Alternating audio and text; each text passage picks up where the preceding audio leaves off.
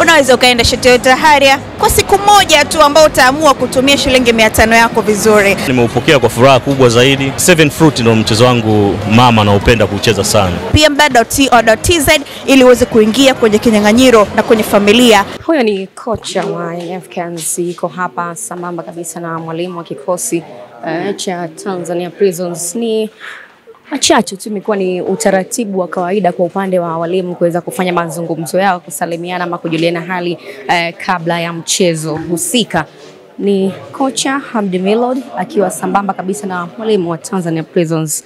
Ni mazungumzo mafupi kabla ya kuelekea katika mchezo wao, mchezo wa ligi kuu soka Tanzania bara, ambapo hapo kesho tutakwenda kushuhudia nani kuacha alama tatu. Ni Young Africans kuondoka na alama tatu ama ni Tanzania Prisons kuweza kuondoka na alama tatu.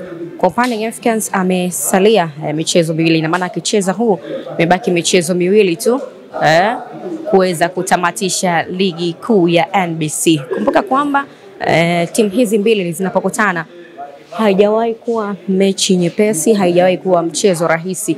Sambamba kabisa wako nyota mbalimbali ambao walisha wahi kutokea hapa katika ardhi ya Mbeya, akiwemo Azizi Andambwile mwenyewe, naye ni moja kati ya mchezaji ambaye anatokea katika ardhi hii.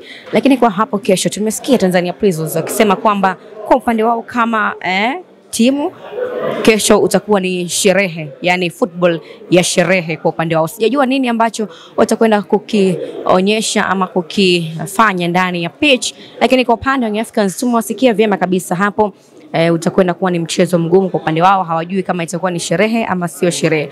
Mbali na hivyo, mwalimu Hamdi Millard amezungumza vyema kabisa kwamba miongoni mwa wachezaji ambao watakwenda kuwakosa hapo kesho ni mchezaji Kennedy Musonda ambaye yeye ni mgonjwa, lakini wachezaji wote wako vizuri. Hawa ni walimu wa timu mbili tofauti, mmoja ambaye ni huyo mwenye t-shirt nyeusi Hamdi Millard, yeye akitokea katika klabu ya Young Africans, lakini sambamba kabisa na huyu wa pembeni ni mwalimu wa Tanzania Prisons. Imekuwa ni utaratibu tu, mpira sio vita, wanasalimiana halafu kesho watakutana uwanjani wakiwa na sura mbili tofauti na hii ambayo unaiona hapa. Watasimama kama makocha kuweza kuhakikisha kwamba kila mmoja anaitetea timu kuweza kupata alama tatu.